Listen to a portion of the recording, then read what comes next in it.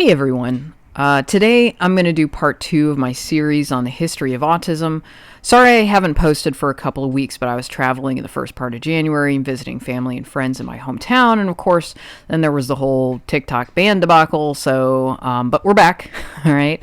Now, before I dive into the second part on the history of autism, I just want to mention again that besides here, you can also find me on my channel on YT called Science Over a Cuppa, which also happens to be the name of my blog. My handle is the same there as it is here, at Emily L. Casanova, PhD, no spaces. So do please join the channel. It'll have all the same videos as my TikTok, so do check it out. In my last video, we talked about key figures in autism science like Leo Kanner, Hans Asperger, Bruno Bettelheim, and Bernard Rimland. If you missed that installment, I recommend you go back and check out that last video first before continuing with this one. Also, a number of you in the comments of my last video recommended I talk about Grunya Sakhareva, whose autism work predated Kanner's, and she's only more recently being recognized. So I do plan to actually do a video just about her as a next part of this history series. So do please stay tuned for that. Also, once again, if you feel like I've missed anything major, do feel free to give me a shout out in the comments. Now, in our last video, we left off in the late 1960s. Now I want to move into the late 1970s and talk a little bit about the work of Susan Folstein and Michael Rutter, both from London's Institute of Psychiatry. Now, as a reminder, Bernard Rimland really helped to bring to the forefront the idea that autism has biological roots. The next big question was, are autism's roots genetic? In order to address this question, Folstein and Rutter studied 21 pairs of twins, 11 identical and 10 non-identical, in which at least one of the twins was autistic. They found that a little over 1/3 of the identical twin pairs shared an autism diagnosis, while none of the non-identical twins shared the same. They also looked at what they called cognitive abnormalities, features that we would now probably recognize as higher masking autism and the broader autism phenotype. They found that over 80% of the identical twins at least shared these features, if not autism itself, while only 10% of the non-identical twins showed the same. This early work provided extremely strong support for the idea that autism has a significant genetic component, even though the level of masking can vary widely across twin pairs. And the reason that I'm bringing up this study in particular was this was the first major study to address this, and it did it pretty well. There's been a whole series of studies after that, of course, but this was the first major one. Okay. Next, I want to move into the 1980s, and I want to talk about Dr. Lorna Wing. Dr. Wing was a psychiatrist who received her medical degree in England in 1949, during a time when only a small minority of physicians were women. She was drawn to the area of autism research and autism clinical work when her own daughter was diagnosed with autism. Dr. Wing was also one of the founding parents of what is now known as the National Autistic Society, which, as a society, was an early adopter of neurodiversity concepts. One of Lorna Wing's greatest gifts to autism research was the idea that autism is indeed a spectrum. She was, of course, aware of Leo Kanner's work on infantile autism, but she was also strongly influenced by Hans Asperger's work, and she ultimately believed that the conditions they were studying fell on the same continuum. One of her favorite quotes that I'm totally going to have to steal at some point, but she coined it. It was, "Nature never draws a line without smudging it." I love that. In 1981, Dr. Wing published a paper that named and effectively introduced Asperger's syndrome to the wider world. Remember that Asperger's work wasn't translated out of its native German for many years thanks to World War II and eventually the Cold War. But by 1994, Asperger's syndrome had officially been inducted into both the ICD and the DSM. Of course, nowadays it's no longer in use in either of these manuals, which is probably just as well given the information that's come to light about Hans Asperger's collaboration with the Nazi regime and his involvement in euthanasia programs for some of his disabled patients. Now, As an interesting aside, autism, which was known as infantile autism at the time, it wasn't actually inducted into the DSM until 1980, despite that Kanner had published his article way back in 1943. So both of these labels were inducted in the DSM and ICD within under 15 years of each other. Before that point, autism was at most just mentioned as a subset of childhood schizophrenia, and their histories were really confusing and intermixed. So the massive increase in autism-related diagnoses throughout the 1990s and into the 2000s isn't actually that surprising, given that autism diagnostics was still sort of in its infancy in that period.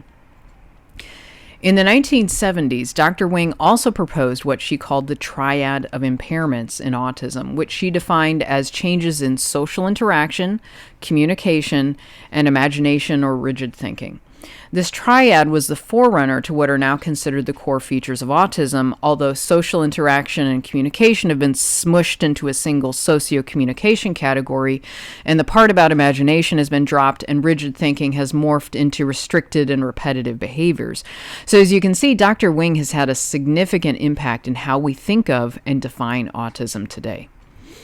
Okay, let's move on to the late 1990s to the MMR vaccine controversy. In 1998, Andrew Wakefield, who is a British gastroenterologist, published a small study in the journal known as The Lancet, suggesting a possible link between exposure to the MMR vaccine, which is the vaccine for measles, mumps, and rubella, and gastrointestinal disorders and autism. There was a number of methodological flaws in the study, in addition to the fact that the sample size was extremely small at 12 children. But nevertheless, the article created a media frenzy, and the UK and other countries saw a rapid drop in vaccination rates. The scientific community followed with a number of large studies that failed to replicate the original results, suggesting that MR was not likely a significant factor in autism rates. Now, I do want to mention, however, that now that we're recognizing strong links between autism and Ehlers-Danlos syndrome, which is often accompanied by mast cell disorders, we would expect our population to be somewhat vaccine sensitive. As many of you probably already know from personal experience, we have to be cautious with which vaccines we get in case it triggers a flare.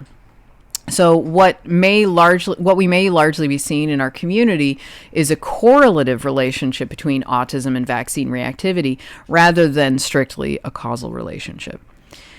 Okay, now with that being said, I also want to mention that there's some syndromic forms of autism, especially those resulting from rare metabolic diseases, where we do know that vaccines can be dangerous for health and neurodevelopment. So I don't want you to get the impression that there's just absolutely no risk and no link whatsoever. It's just that these syndromic conditions are more likely to be exceptions to the case, whereas most folks with autism, if they are vaccine sensitive, are probably not going to develop autism because of that. We're just a much more medically vulnerable population.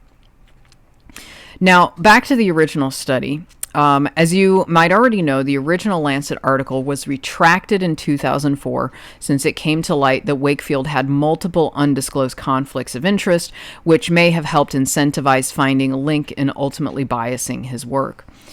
Unfortunately, a lot of the damage was already done, and distrust in vaccine safety has only increased over the years. In addition, I will admit that the CDC in the U.S. Hasn't really helped themselves much by ignoring other issues with vaccine safety linked with autism, like the ones I mentioned in relation to mast cell disorders. So, yeah, they just really kind of help to make a bad situation even worse and continue to degrade the trust of the patient-doctor relationship. And of course, vaccines are not without risks. Some people do have to be careful with them, but they've also saved lives. And so, like with most health interventions, there's a risk-benefit ratio we just have to consider. Now, me personally, I tend to approach any inoculation with caution, as I typically get sick with most of them. And with even with the second Pfizer COVID jab, I experienced anaphylaxis. So yeah, risk-benefit ratio, that's all I'm saying. All right. Now, the last thing I want to talk about is about the start of the neurodiversity movement that also began in the 1990s. The concept of neurodiversity has its roots in the Independent Living on the Autistic Spectrum, or INLIV forum. Later, Judy Singer, who had been a part of that community, used the term in her bachelor's thesis. Now, typically, she's credited with coining the term, although that's debated by others who are part of the InLive forum. But regardless, the concept and the term have their roots in that early InLive community. But even earlier, autistic activist Jim Sinclair gave a presentation to a group of parents at an autism conference in the early 1990s. I think it was around 1993. And his speech was published in Autism Network International's newsletter, Our Voice. His essay was called Don't Mourn Us, and it's had a profound and inspirational impact on the flourishing of the neurodiversity movement. I'm going to take a minute to read you an excerpt so you can appreciate how autistic people were moved by these same words more than 30 years ago. Autism isn't something a person has or a shell that a person is trapped inside.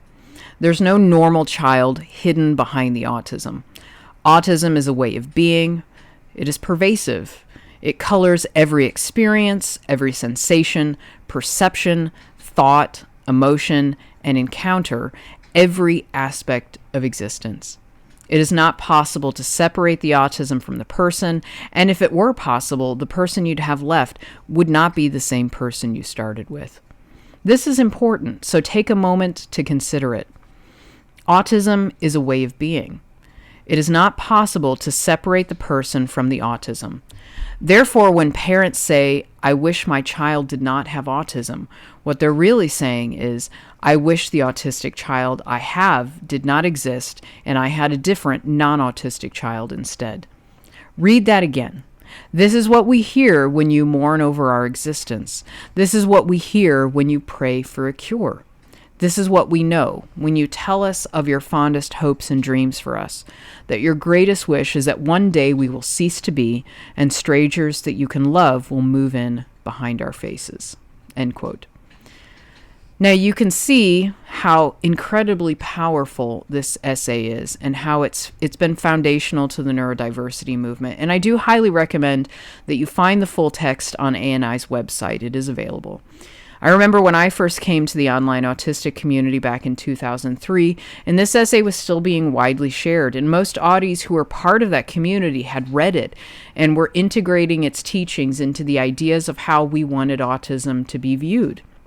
It's really helped to shape multiple phases of the neurodiversity movement, and I hope it's going to continue to provide inspiration for future generations. So do please go find that and check it out. Anyways, I think I'm going to leave our meandering through autism history off there for a moment. Let me know what you think of the topics I've covered and anything else you feel I've left out but I should cover in future. In the meantime, thanks for joining me down this historical autism rabbit hole. Please be sure to like, comment, share, subscribe, and join me on my other social media platforms too. Until next time, take care and ciao.